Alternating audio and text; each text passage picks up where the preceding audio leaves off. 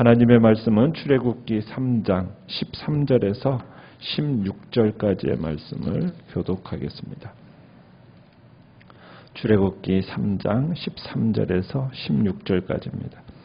13절 제가 먼저 읽겠습니다. 모세가 하나님께 아뢰되 내가 이스라엘 자손에게 가서 이르기를 너희의 조상의 하나님이 나를 너희에게 보내셨다 하면 그들이 내게 묻기를 그의 이름이 무엇이냐 하리니 내가 무엇이라고 그들에게 말하리까?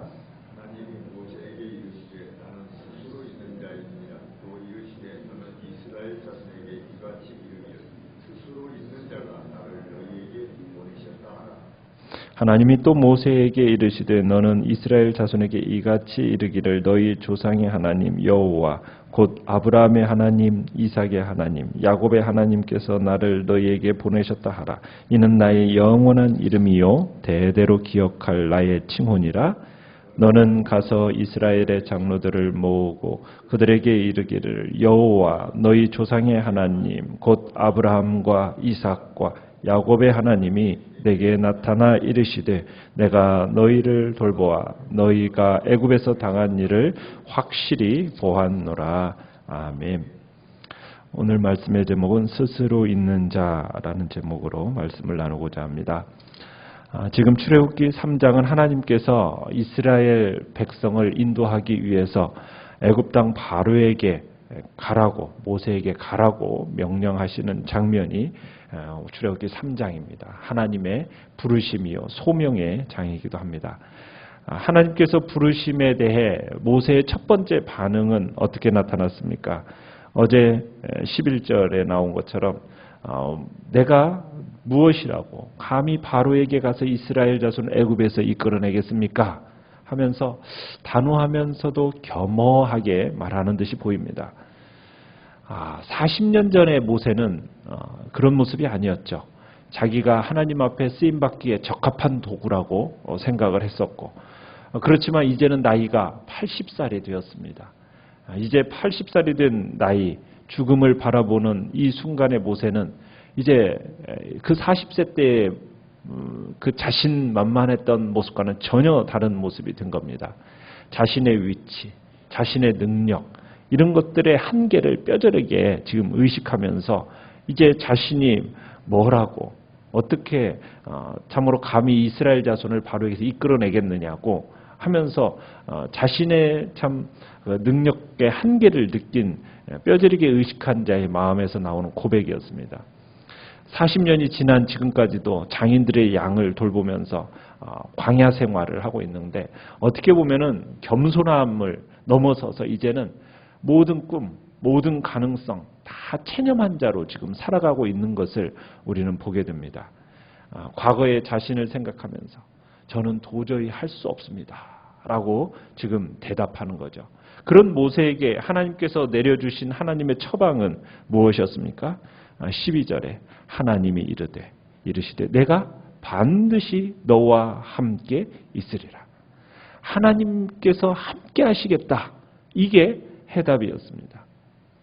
참 모세는 40년이라는 생활을 광야 생활 속에서 양을 치면서 이제는 더 이상 자기에게 있어서 꿈도 없고 뭐 더 이상 가능성도 이제 없는 이제는 절망과 낙담 속에 보내면서 의욕이 상실된 사람입니다.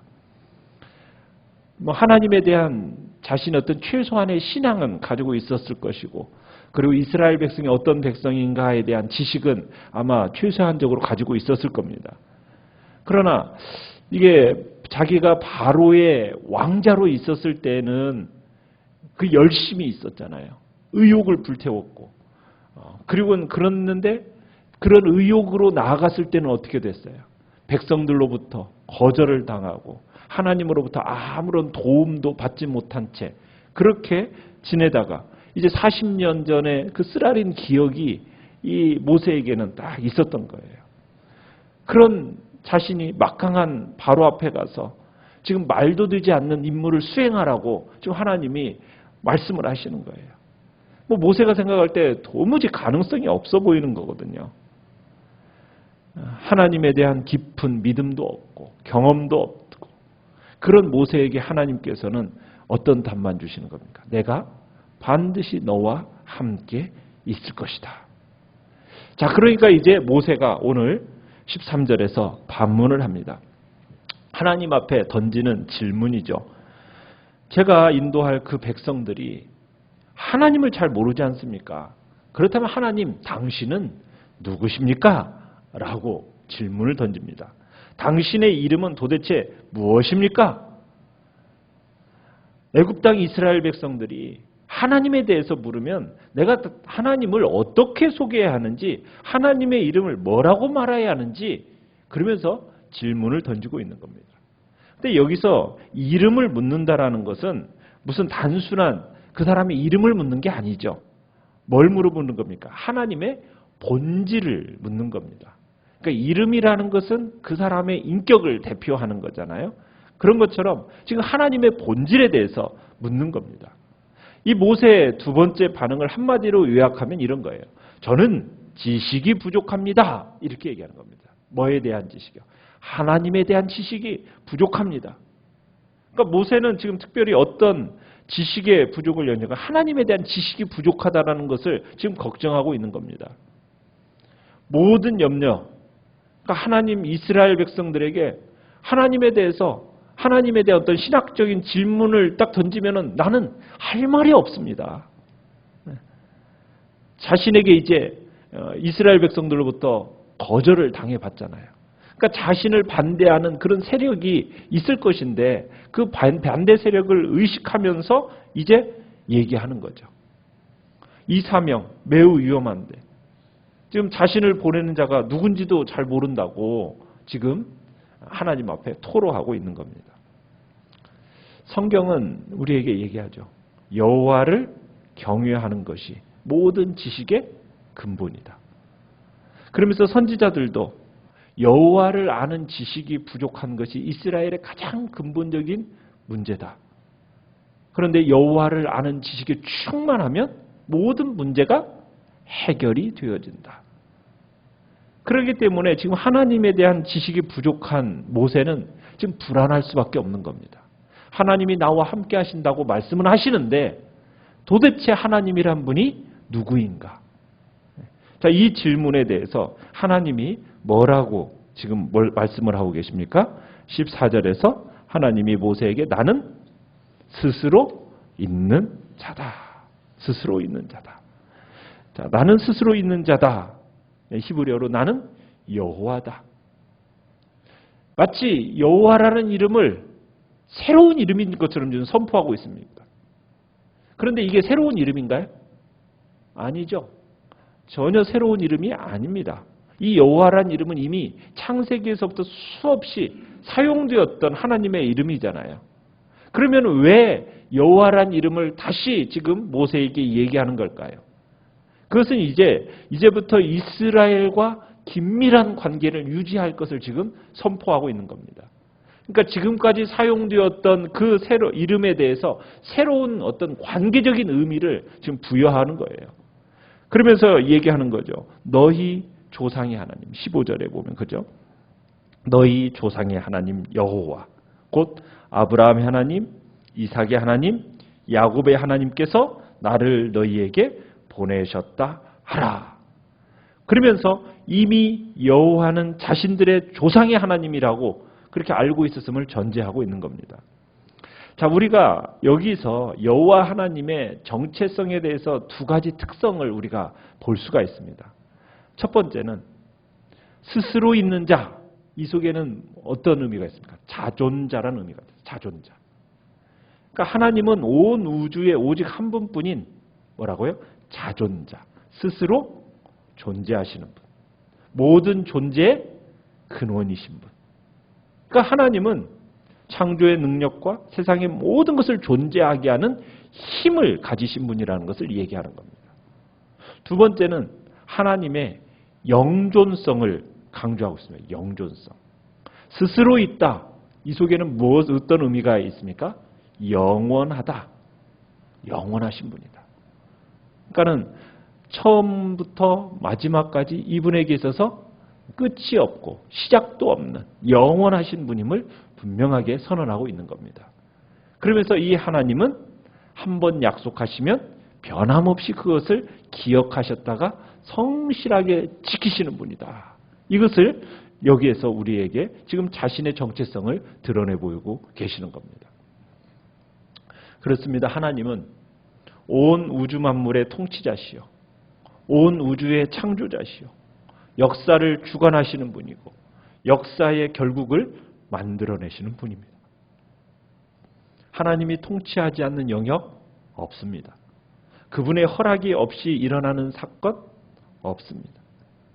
그분이 관계하지 않는 어떤 존재도 이 세상에는 없습니다. 여기에서 말하는 나는 스스로 있는 자.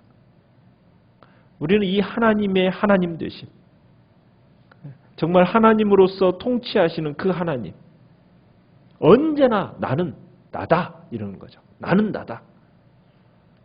그분의 변치 않으시고 신실하시고 의로우시고 거룩하시고 늘 언제나 한결같으신 그분, 그분은 영원하신 하나님이십니다. 여러분, 하나님에 대한 지식, 이것을 우리가 아는 만큼 우리의 삶이 그만큼 우리의 심령이 강하고 담대할 수가 있는 겁니다. 여러분, 하나님은 스스로 계신 분이에요. 그러기에 누구에게도 의존할 필요가 없는 분입니다. 독립적인 존재이신 거죠. 그러나 우리는 어떤 존재입니까? 우리는 피조물입니다. 피조물인 우리는 하나님을 의존하지 않고는 살 수 없는 존재예요. 그렇기 때문에 우리는 이 사실을 겸손하게 인정해야 되는 겁니다. 그래, 나는 피조물이다. 나는 의존될 수밖에 없는 존재예요. 의존하지 않고는 살 수 없는 존재라는 것. 결국 내가 존재하는 이유도 하나님 때문에 존재한다라는 것.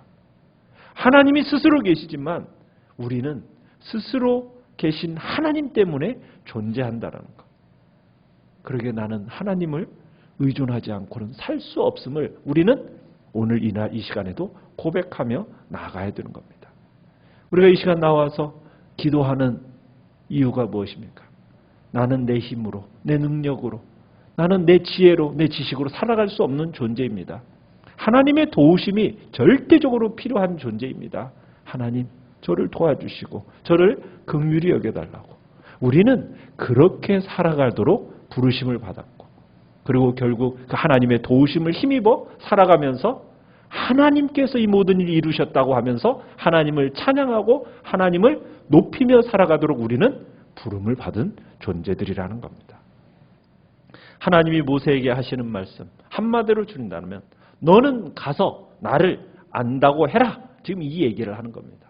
그러니까 모세는 하나님을 아는 지식이 부족합니다라는 것을 지금 변명으로 세워서 지금 뭐 하는 얘기예요? 나는 갈 수 없습니다.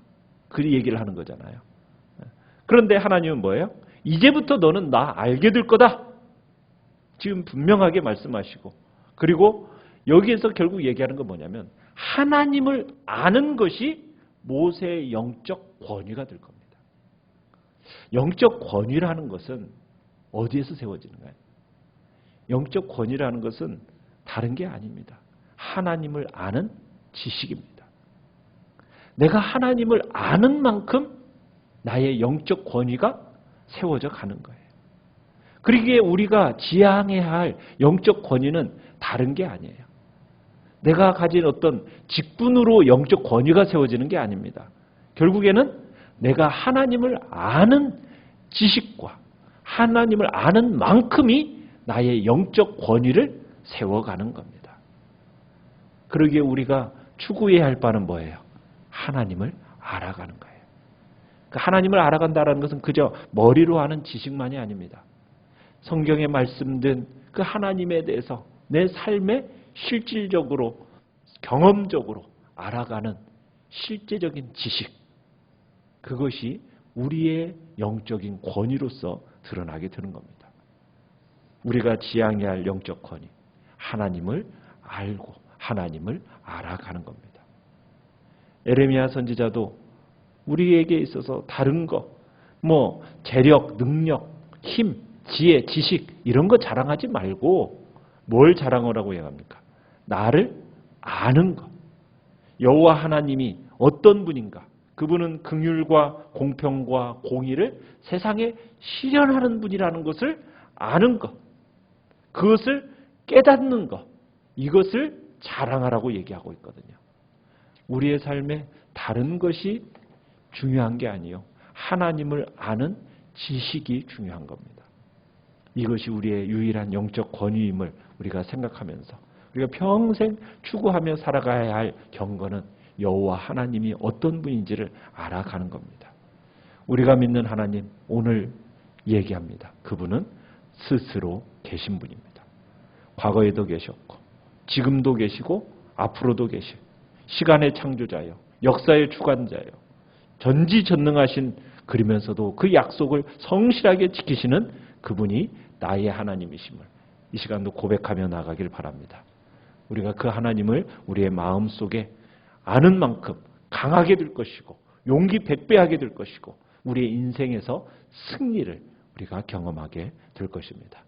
오늘 한날 스스로 계시는 그 하나님, 오늘도 그분을 더 깊이 알아가고 그분을 더 깊이 의지하는 복된 삶으로 승리의 길을 걸어가시기를 간절히